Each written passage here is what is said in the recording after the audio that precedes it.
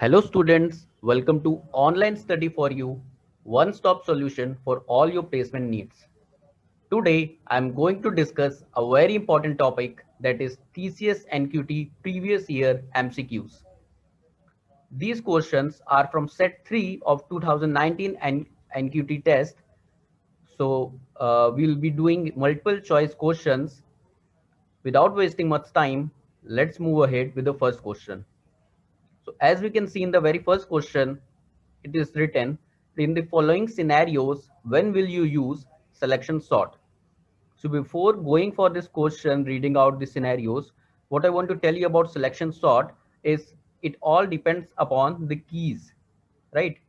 However, the keys are, it totally depends upon the keys and it's based on that only. And it will work effectively if values are large and keys are small. So larger the values, smaller the keys, the more effective the selection sort is, right? So now when we will read out the scenarios, the first one is input is already sorted. Now large file has to be sorted. Now large values to be sorted with small keys. So yes, the correct option will be option C. You should also read the fourth option says small values with large keys. So don't get confused. It's always large values with small keys. Then only the selection sort will be most effective. Now we'll come to next question.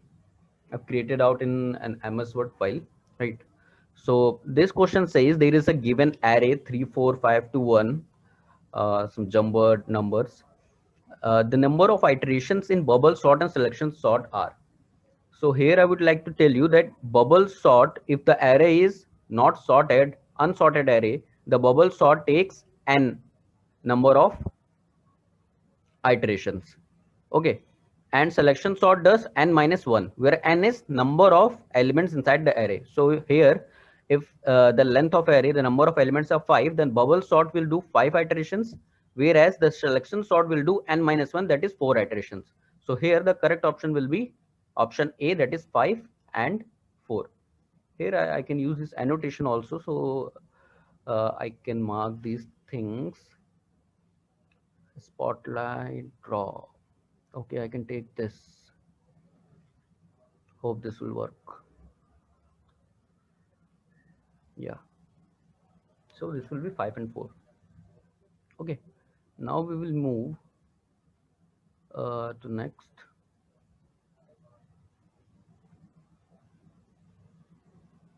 Here it was a long question, so I have not zoomed it. So as you can read, here it is written that what does the following function checks for? It means it is actually asking that all in all, what does this following function, given function does? So it is written all necessary headers to be included. It means we should not look for that where is that hash include and everything. Those we should not have to think about. So when we start reading it, what we will see here that the main function here written, because it is asking it what the function checks for. The main function is checking if s, that is a stack, is the top of stack is -1. If the top is equals to -1, then return 1. And I would like to tell you the top is at -1 when stack has no element. It means when the stack is empty, then only that variable top is pointing to -1. So here it is actually checking for is the stack is empty or not. So correct option will be option C, that is empty stack. Now we'll move to this next question. It says, what is the best case time complexity of deleting a node in singly linked list? I think this annotation of the previous question, let me just remove it with, yeah, okay. So it's asking what is the best case complexity of deleting a node in singly linked list. So here I would like to tell you that although generally it is always called at, not only in best case, even in average case also it is called as O of 1, but it's not so. Because deleting or inserting in a node in even in linked list, it is O of 1 only if we are actually at the position just before that node. Suppose if we want to delete a node at 5th position and we are actually standing currently on 4th position, our pointer is on 4th element, then only it is O of 1. Otherwise, we have to actually start from the beginning. We have to traverse all those 4 elements and then we will reach that element. So it will be O of n. but here since it is asking, it is written, we have to tell best case. So best case it is asking, then we will assume that we are already at the node which is just before this element which needs to be deleted. We are at that position. So then it will take only O of 1 time. So the answer here is O of 1. Okay. Now this question, okay, there are quite big options are also given. Which of the following statements are not correct with respect to singly linked list and double linked list? Doubly linked list. Okay, SLL and DLL. So we have to find it which statement is false. So first statement says complexity of insertion and deletion at known position is O of n. Since it is written known positions, O of n, like I told you, it is O of n for singly linked list. I just told in previous question, so it is completely right. Second one says SLS singly linked list uses lesser memory than DLL. This is also true because doubly linked list use double pointers, so more memory is used compared to singly linked list. Okay, then DLL have better search than SLLs. It is also true because we can traverse from both the sides, not only in forward direction but also in backward direction also in doubly linked list. So yes, this is also true. So in this question, what we will do, we will go for, since the fourth option written here is not that much clear what it actually wants to say. Number of node fields in SLL is more than DLL, right? So we will go for, uh, yeah, we will go for the odd one out thing. So A is correct, B is correct, C is correct. What we got? D. The option correct answer would be D. I've not told D because it's quite complex, because not everybody, not non-CSIT students won't be that clear about this thing. But if I tell you that number of node fields means for every node in SLL, there is only two things: data and pointing to pointer, a pointer to or address to the next element. But in DLL, there are three fields: the data element, then address to the next element, and also address to previous element. So number of node fields in SLL is more than DLL? No, because DLL is having three fields and SLL is having two fields, right? So this was, if I tell you, I was telling you for those who are known about this. Now, sixth question says, in a circular queue, how do you increment the rear end of the queue? This, I will tell you the correct option directly, because explaining this actually needs that I will create a next video in one of videos we'll be having for TCS.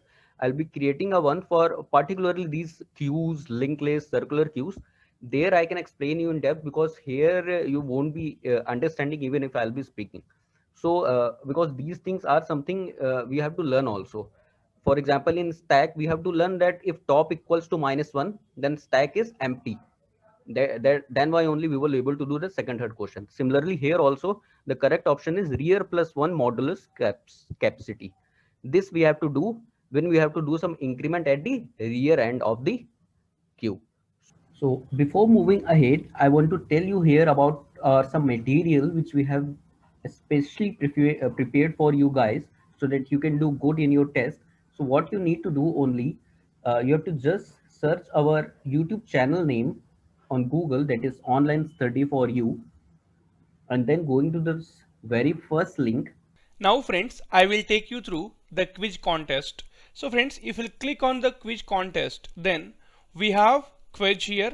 Click on that and then you can see TCS NQT 2021 special quiz. So friends, we have free quiz and then we have paid quiz. So friends, paid quiz, for 10 quiz we have just put the price 49 rupees. So friends, first you take the free quiz, and if you like, because we have already included SDLC and decision making, all these kind of problems, so you can go through the free quiz and then you can go for the paid quiz. So 10 quiz will be available in the paid quiz.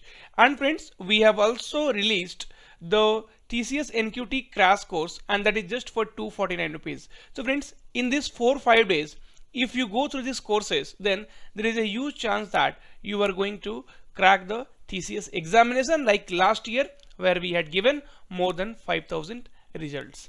In this question, question number 7, what is the need for a circular queue? Now, before going to the questions, I would like to tell you about why circular queue came in existence. When I'm talking about this, I mean array representation of circular queue. What happened with normal queue representation with array, that when we start deleting elements, what happened at front was jumping in right direction. Means front was coming from -1, 0, 1, 2, 3, and at one time front will come to the last position, that front will become to rear. Still, so what will happen, even the elements are deleted, the free positions are available, still those positions cannot be utilized. So this was the problem when we are implementing queue, simple queue with array. Okay, so counter this problem, circular queue was introduced to fix this problem for the effective uses of memory. In that, such problem is not there.